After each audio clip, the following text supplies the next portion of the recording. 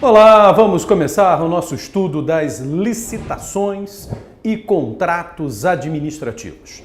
Vale frisar que nosso programa para exames da OAB colocam também convênios. Aliás, falam convênios e consórcios. Então veja bem, nós temos 3 formas de manifestação de vontade da administração pública. A unilateral, ato administrativo, a bilateral, contrato administrativo, e falou em contrato, falou na prévia licitação, que é o que a gente vai começar a analisar hoje, licitações e contratos, manifestação bilateral de vontade, e temos uma terceira manifestação de vontade, que é a manifestação multilateral de vontade, cujo exemplo é o convênio. Cujo exemplo é a figura do convênio e o consórcio administrativo.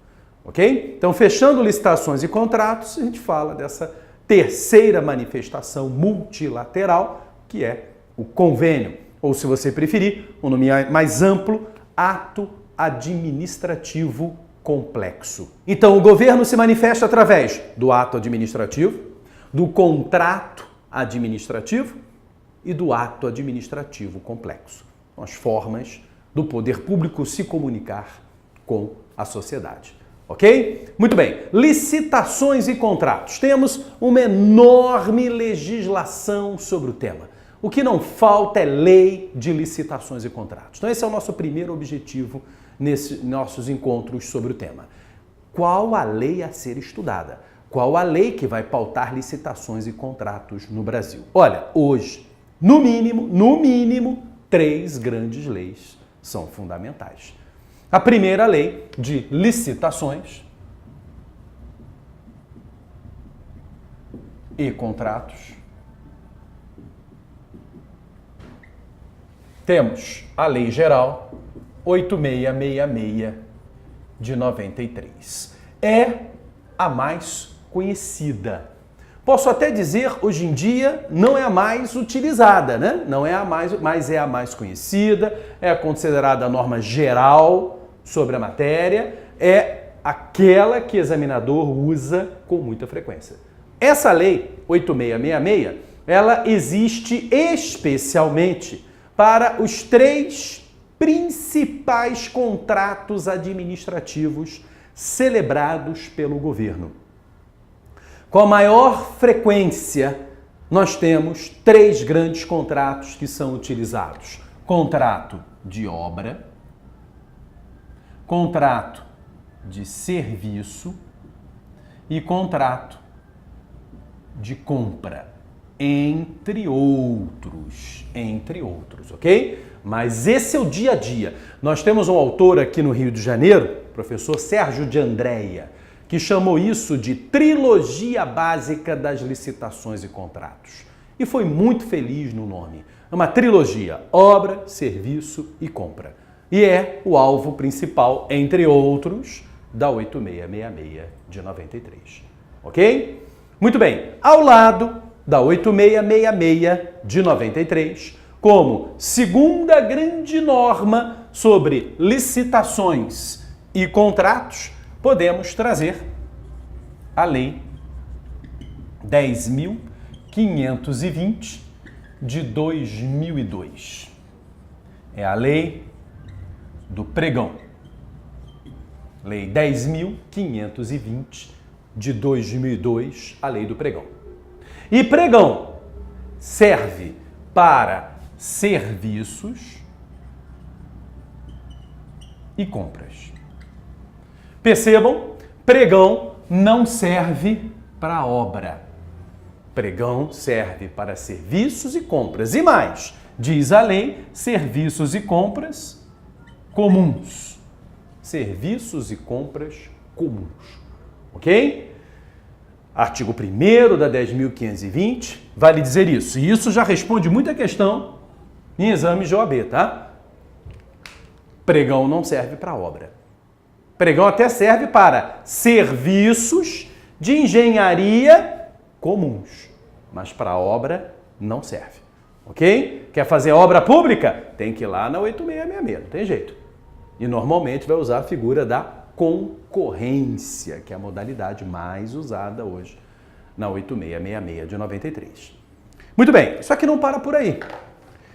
Para a viabilização da Copa das Confederações, Copa do Mundo e Olimpíadas, foi criada uma lei, terceira grande lei de licitação, Lei 11.462 de 2011. Aliás, eu acho que é 12 mil. Deixa eu verificar aqui a numeração. Ela é conhecida como a Lei do RDC. A Lei do RDC. Lei 12 mil. É isso aí, não é 11 mil não, com certeza. 12.462 de 2011. A Lei do RDC.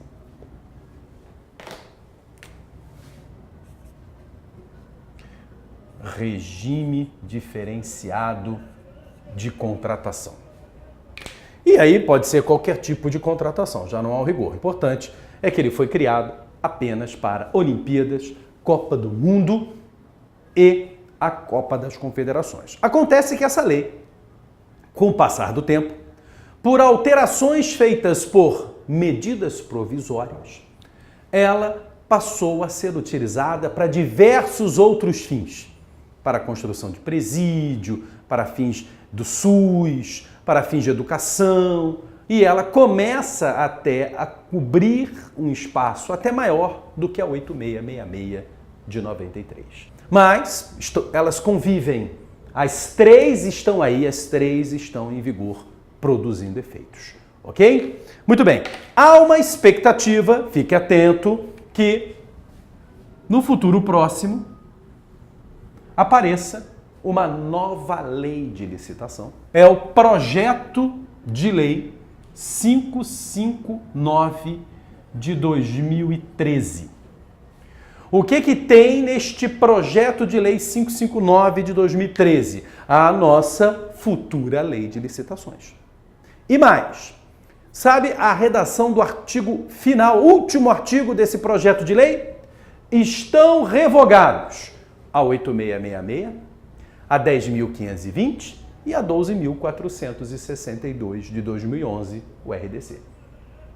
Então, estamos olhando para leis, quem sabe, moribundas, porque já deu, é muito confuso, são 3 normas, ninguém sabe qual usar, ok? O pregão é uma revolução, é sensacional, não tem pregão para obra, tão doido para fazer obra via pregão, então está na hora da mudança. Está na hora da mudança e é uma expectativa que isso ocorra. É importante o candidato ficar atento a eventuais alterações. Agora, atenção!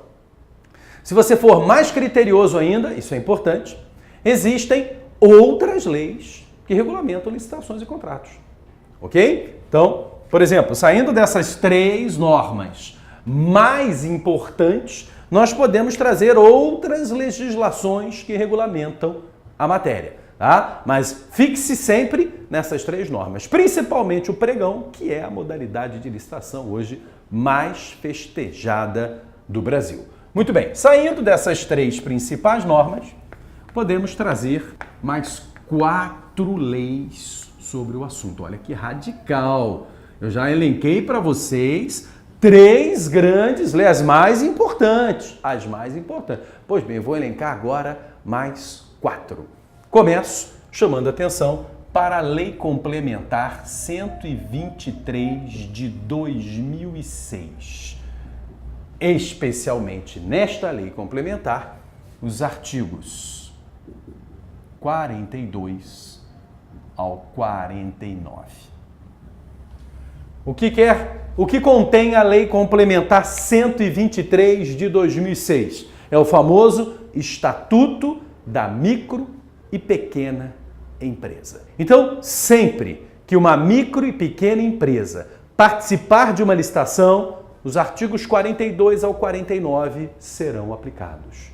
E elas, micro e pequenas empresas, terão um tratamento favorecido, terão vantagens em relação às médias e grandes empresas. Aliás, Vantagens essas pedidas pela própria Constituição da República no artigo 170, inciso 9, como um princípio da ordem econômica. Então, mesmo que você tenha um tratamento desigual, é uma desigualdade amparada pela Constituição. Cuidado para não cair nessa, tá?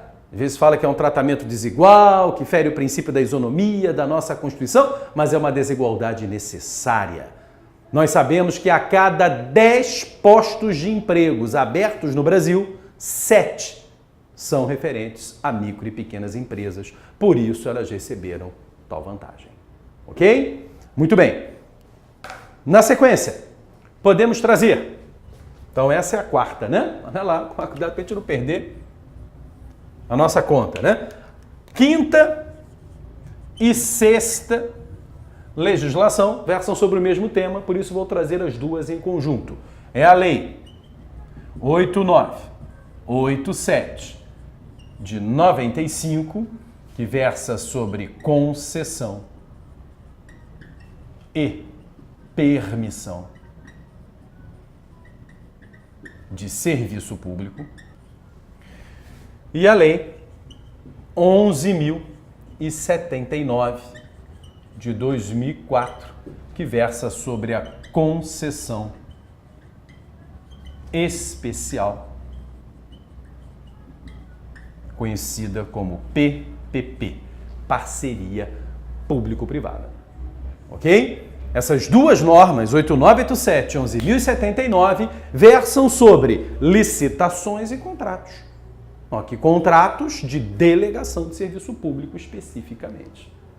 Ok? Então você percebe que a licitação não para naquelas 3 principais normas. Ela vai embora, ela é encontrada em outras leis focadas em temas específicos. Perfeito? Muito bem. E trazendo uma sexta norma, uma sétima, né? Uma sétima norma, a Lei 13.303 de 2016, que é o Estatuto da Empresa Estatal, que dos artigos 28 ao 90 regulam licitações e contratos nas empresas estatais. Ok? Aí a sétima norma, mais 4 normas a serem somadas a 8.666, a 10.520 e a 12.462. Ok? Isso se você quiser buscar, por exemplo, em algumas agências reguladoras, algumas normas peculiares, você vai achar até mais. Mas não há dúvida que o que nós acabamos de elencar são as principais normas de licitações e contratos. No seu programa para a OAB, aparece também o estudo do serviço público, né? Quer dizer, essa norma aqui, você pode estudá-la também em matéria de serviços públicos, porque certamente são essas normas que pautam a delegação de serviço público, mas elas estão inseridas no tema licitações e contratos. Muito bem, já que nós acabamos de falar de quais são as nossas principais leis, vamos lá trazer uma outra pergunta interessante em relação a licitações e contratos, além de quais são as normas que a regulamentam. Quem pode legislar sobre licitações e contratos? Toma muito cuidado com esta pergunta, porque é muito comum as pessoas falarem que a competência é privativa da União. E isso está errado. Ok? Vejam o que fala o artigo 22, inciso 27 de nossa Constituição. Perceba que dá até para compreender que isso está certo, né? Porque você chega no 22 de nossa Constituição da República, compete privativamente à União legislar sobre. Inciso 27. Normas gerais para, aí está o X da questão, normas gerais de licitação e contratação em todas as modalidades. Então, normas gerais. Atenção, é o nosso X da questão. O artigo 22 permite que outros entes da federação possam legislar sobre o assunto. Com certeza. Por quê? Porque o inciso 27 não colocou licitações e contratos. Colocou normas gerais de licitação e contratos. Então, a competência privativa da União não é esgotar o assunto. A competência privativa da União é criar normas gerais. Existem sempre as normas não gerais. E as normas não gerais, os demais entes da federação podem legislar, inclusive contrariando as normas não gerais da 8666 de 93. Logo, meus amigos, todos os entes da federação podem legislar sobre licitações e contratos. Todos os entes da federação podem legislar sobre licitações e contratos, desde que respeitem as normas gerais criadas pela União. Perceberam? Então, quando você lê o caput do 22, leva a crer que só a União pode legislar sobre o que está ali. Mas se você lê com atenção o início do inciso 27, você vê que a competência da União não foi esgotar o assunto, foi criar só a norma geral. Logo, estados e municípios podem criar normas não gerais. E vou lhe dizer o seguinte, uma das normas de licitações mais festejadas no Brasil é a Lei da Bahia. Para você ver como os demais entes podem legislar sobre o assunto, ok? A Lei de Licitação da Bahia, 9433 de 2005, é a Lei de Licitação da Bahia, ok? E desde que essa lei, 9433 de 2005, lá da Bahia, respeita as normas gerais da 8666, plim, perfeito. Está respeitando o artigo 22, inciso 27. E olha aqui, você que é constitucionalista, de carteirinha, já deve estar perguntando assim, poxa, professor, então isso está no artigo errado, né? E eu concordo plenamente. Se a competência da União é criar apenas a norma geral, se é que o apenas é bem empregado, mas enfim, isso deveria estar no 24 da Constituição, não é isso? Competência concorrente, parágrafo 1º, na competência concorrente, a União limitar-se-á a criar normas gerais. Concordo. A competência sobre licitações deveria estar no 24, não no 22, que induz as pessoas a erro ao acharem, então, já que é privativa da União, só a União pode legislar. Isso está errado, porque você tem que ler com atenção os incisos. Então, por exemplo, olha uma comparação interessante dos incisos lá no 22. Olha o inciso 2º, outro tema forte para a sua prova aí da OAB. Compete privativamente a União legislar sobre 2. Desapropriação. Olha lá. Não falou normas gerais de não, falou só desapropriação. Então, meu amigo, no Brasil, só a União pode criar lei de desapropriação. Acabou, não tenha dúvida. Mas no inciso 27, ele não fala licitações e contratos, ele fala normas gerais de licitação e contrato. Perceberam a diferença? Por isso que os demais entes podem legislar sobre o assunto. Não há problema nenhum, desde que respeitem as normas gerais criadas pela União. Ok? E olha, meu amigo, essa informação já respondeu questão da OAB. Eu tenho aqui um exame da ordem, é o exame número 10. O exame número 10 fez a seguinte pergunta. Determinado estado da federação celebra contrato de parceria público-privada. Olha aqui, ó, PPP. Então está no nosso contexto de licitações e contratos, normas gerais, competência da União, podendo estados e municípios criarem as normas não gerais. Muito bem. PPP patrocinada para a reforma e administração da área portuária. Estipulou-se no contrato que o parceiro privado será responsável pela construção de galpões de armazenamento de bens, com a conclusão prévia para 5 anos após a celebração do contrato e posterior prestação de serviço. Também estabeleceu que a sua remuneração dar-se-á de forma imediata pelo poder público após o término das obras pelos usuários de serviços públicos, previsão admitida pela lei estadual sobre PPP. Sobre a hipótese, responda os itens a seguir fundamentadamente. Eu vou trazer apenas o que me interessa para essa aula. Letra A. Tendo em vista que a Lei 11.079 é aplicável a todos os entes da Federação, artigo 1º, parágrafo único, a nossa lei da PPP, é válida a lei estadual que trate de parceria público-privada? Olha a pergunta. A resposta é claro que é. Desde que a lei estadual respeite as normas gerais criadas pela 11.079, pô. E mais, essa referência à lei da PPP é até bem interessante, porque ela é uma das poucas leis de licitações e contratos que ainda me deixa claro o que é norma não geral. O que ninguém deixa claro, a lei da PPP deixou. Quer ver? Vamos lá na 11.079 e olha o capítulo 6º da 11.079. Disposições aplicáveis à União. Olha como é uma lei federal e não uma lei nacional. É uma lei feita para as licitações e contratos da União em matéria de PPP. Tem normas gerais obrigatórias para todos. Agora, tem normas que só valem para a União, do 14 ao 22, capítulo 6º, disposições aplicáveis à União. Então, é exatamente aqui que estados e municípios vão poder brincar à vontade ao legislar.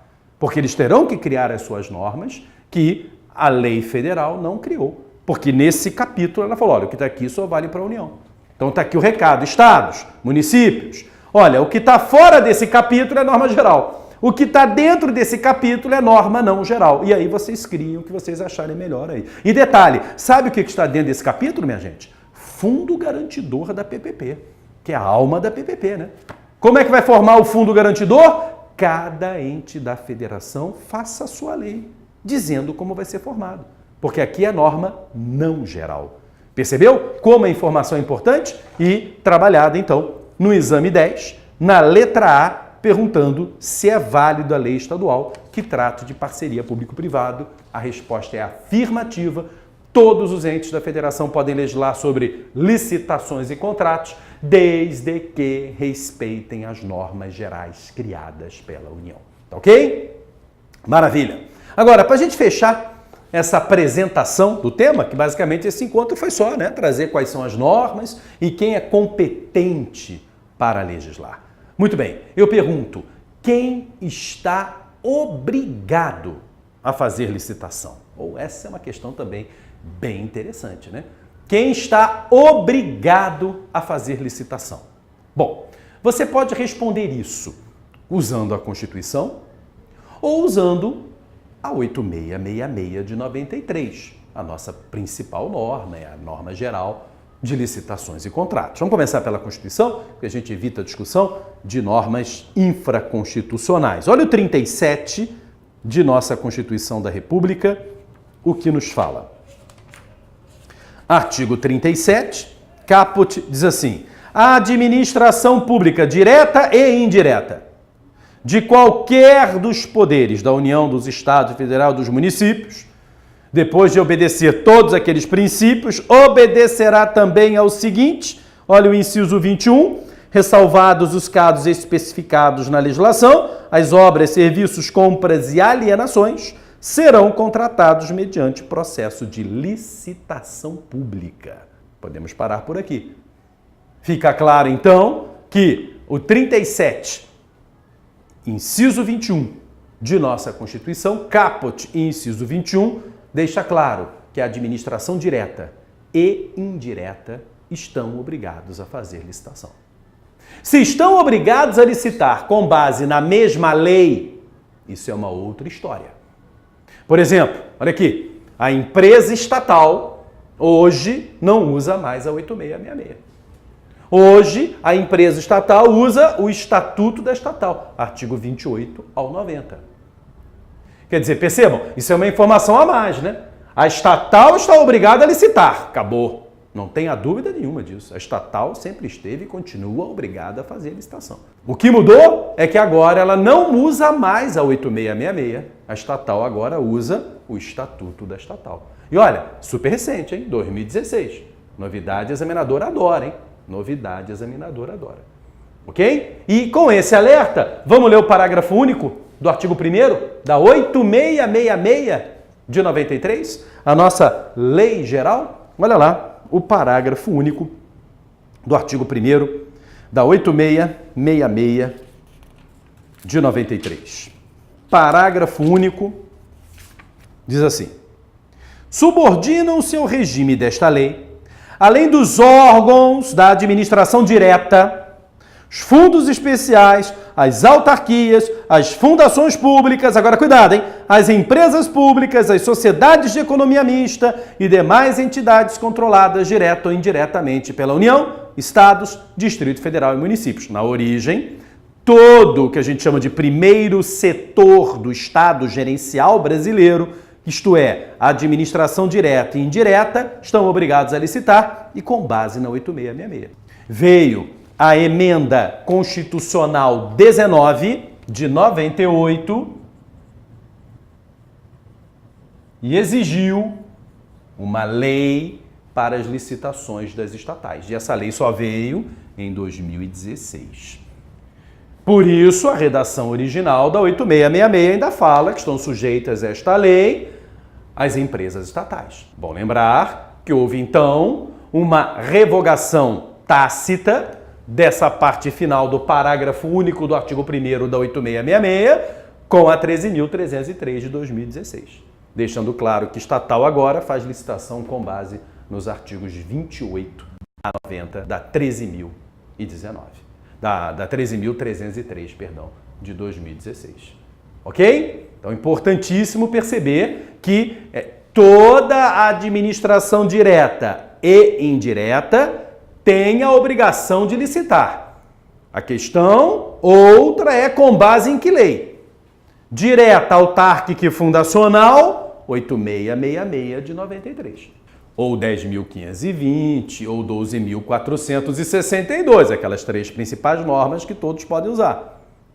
E agora, as empresas estatais. As empresas estatais, 13.303 de 2016. Mas, no entanto, toda a administração direta e indireta tem a obrigação de fazer licitação.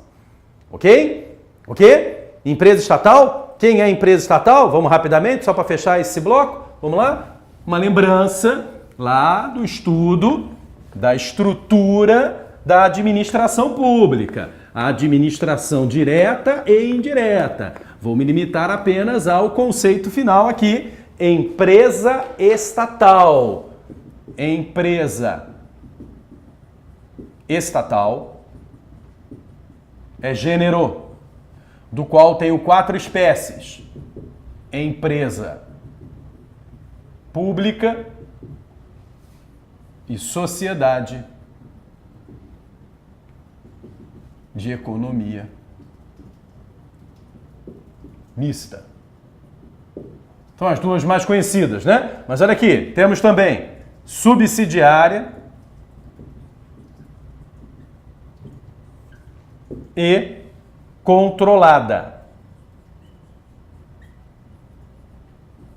Subsidiária e controlada. E olha aqui, não tem mais dúvida, hein? Subsidiária é empresa estatal. Absurdamente, alguns começaram a dizer que não é, sem lógica nenhuma. Mas isso pegou. E acabou essa discussão. Por quê? Porque a lei 13.303 de 2016, logo no seu artigo 1º, traz todas as 4 variações de empresa estatal. A controlada no parágrafo 6º e as outras no caput do artigo. Ok? Artigo 1º, caput, deixa claro que são espécies do gênero estatal. Empresa pública, sociedade de economia mista e subsidiária. E o parágrafo 6º deixa claro que a controlada também é espécie do gênero. Ok? Próximo encontro, começamos a chamar a atenção para as modalidades de licitação. Até lá!